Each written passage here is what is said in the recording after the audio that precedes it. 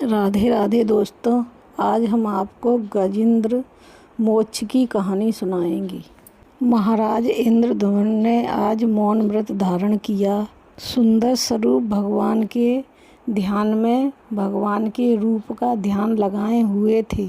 इतने में ना तो उन्हें अगस्त ऋषि का आने का कोई भान प्राप्त हुआ और ना ही कुछ पता चला। और इसके आगे क्या हुआ आप देखिए। ऐसा भयानक श्राप दिया, इसके पीछे उनके लिए कोई अच्छी बात छिपी हुई थी और श्राप था हाथियों का राजा बनने की। अब आप सोच रहे होंगे श्राप से भी कोई कल्याण छिपा होता है, तो चलिए आज हम आपको भागवत पुराण की अधिक मास में सुनाने वाली कथा को सुनते हैं। आज हम आपको भागवत पुराण की कथा सुनाएंगे गजेंद्र मोक्ष की। यह प्राचीन समय की बात है। द्रविड़ देश में एक पांडव प्रदेश था। महान तेजस्वी राजा इंद्रद्युम्न का शासन था। यह राजा भगवान के महान भक्त थे। अपने परिवार की पूरी जिम्मेदारी करते हुए अब वे वान्य प्रदेश में प्रवेश कर चुके थे। इसलिए वे मलय पर्वत की चोटी पर एक कुटिया बनाकर तपस्या का जीवन व्यतीत कर रहे थे। उनका एक ही लक्ष्य था, भगवान पुरुषोत्तम को प्राप्त करना और वापस उनके धाम को जाना। अब देखिए क्या हुआ। एक दिन अगस्त ऋषि विहार करते हुए अपने कुछ शिष्यों के साथ उस स्थान पर आए जहाँ राजा तपस्या कर रहे थे। उस दिन राजा धूम्रद्युम्न का मौन व्रत धारण किए भगवान का सुंदर स्वरूप का दर्शन कर रहे थे। अपना ध्यान केंद्रित करते हुए समाधित अवस्था में बैठे थे।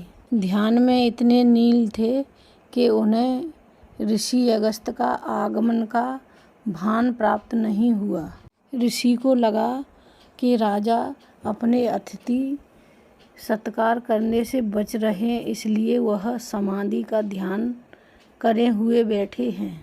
यही सोचकर ऋषि अगस्त ने उन्हें श्राप देते हुए कहा, इस घमंडी राजा ने एक ब्राह्मण का अपमान किया है, इसलिए इसमें नम्रता का कोई गुण नहीं है। इसके लिए इसे हाथी का शरीर उपयुक्त होगा, क्योंकि हाथी भी इसी के समान जड़ और मौन प्रतीक होता है। यह श्राप देकर ऋषि अगस्त वहाँ से चले गए, लेकिन राजा ने भगवान का प्रसाद समझकर उस श्राप को स्वीकार कर लिया और अगले जन्म में हाथियों के राजा गजेंद्र बने।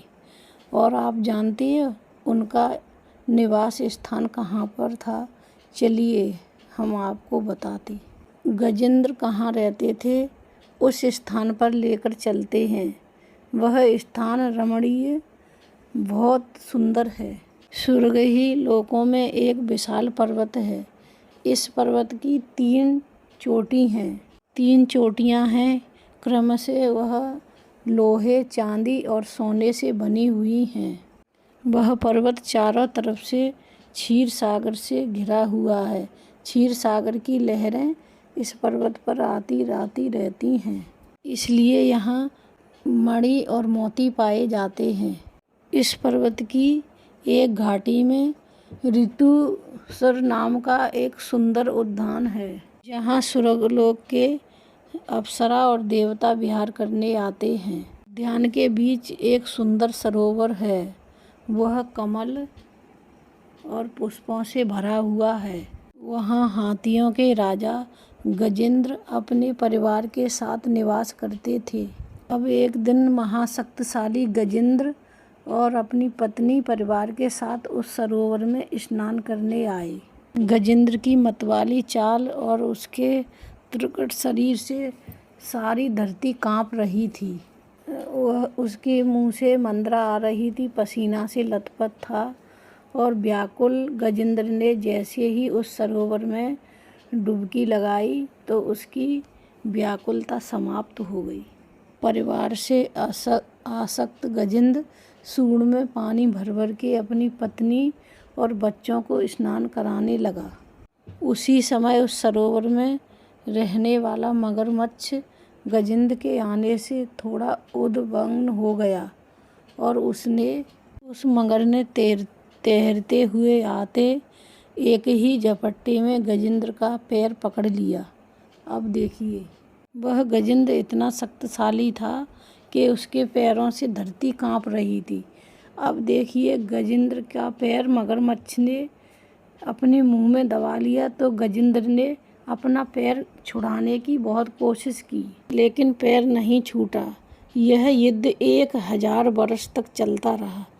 मगरमच्छ तो पानी का जीव है, तो पानी में रह के उसकी शक्ति और बढ़ गई थी, लेकिन गजेंद्र की शक्ति क्षीण होती जा रही थी। तब वो विचार करने लगा, गजेंद्र, मेरे सगे संबंधियों ने कुछ नहीं कर पाया, अब मेरे भगवान ही हैं, भगवान के सिवाय कोई नहीं है। यह सोचकर भगवान को याद करने गजेंद्र सोचने लगा, अब मुझे भगवान ही बचा सकते हैं और कोई नहीं। अब जब कोई भगवान के शरण में जाता है तो करुणा सिंधु उस पर अपनी करुणा जरूर बरसाते हैं। अब देखिए, वह भगवान से प्रार्थना करने लगा, हे प्रभु, मैं अधम पशु हूँ, मैं आपकी शरण में आया हूँ। हे प्रभु, मेरे ऊपर अपनी कृपा करो। हे प्रभु, मुझे इस कष्ट से मुक्त कर दो, बल्कि कष्ट से ही नहीं, मुझे इस जीवन से मुक्त कर दो। यह प्रार्थना भगवान से करने लगा। मेरी सहायता करो, हे प्रभु, मैं आपकी शरण में आया हूँ, मेरी रक्षा करो और मेरी सहायता करो। निवेदन है, मैं तुम्हारे शरण में आया हूँ, मेरी रक्षा करो। अब देखिए, गजेंद्र ने किसी और देवताओं को नहीं पुकारा, सभी देवता ऊपर से देख रहे थे। गजेंद्र बिल्कुल पानी में डूबने लगा। जब उसका सारा शरीर डूब गया, तब उसने एक पुष्प लिया और अपनी सूंड में दबाया और प्रभु से प्रार्थना करने लगा, हे प्रभु, अब मेरी लाज तुम्हारे हाथों में है, मेरी रक्षा करो, रक्षा करो। जैसे ही गजेंद्र की आवाज़ भगवान ने सुनी, भगवान गरुड़ पर सवार होकर दौड़कर आए और आकर उन्होंने गिरहा को मारकर पार पर डाला और गजेंद्र के फंद छुटाए। जब भगवान ने गजेंद्र की रक्षा करी तो गिरहा को जब अपने चक्र, सुदर्शन चक्र से उसका सर धड़ से अलग कर दिया, तब देवताओं ने फूलों की वर्षा करी और यह देखकर सभी प्रसन्न हुए। अब आप जानते हो ये गिरहा कौन था, लेकिन आप जानते हो जो वो मगरमच्छ था, वो एक गंधर्व था जिन्हें देवल ऋषि ने श्राप दिया था। देवल ऋषि से श्राप मिलने के कारण मगरमच्छ की योनि प्राप्त हुई थी। भगवान ने उसका सर काटकर उसका उद्धार किया तो उसे पुनः अपना शरीर प्राप्त हो गया। वह अपने पुनः शरीर में आ गया और भगवान से प्रार्थना करने लगा। भगवान की परिक्रमा कर कर वह पुनः अपने गंधर्व देश को चला गया।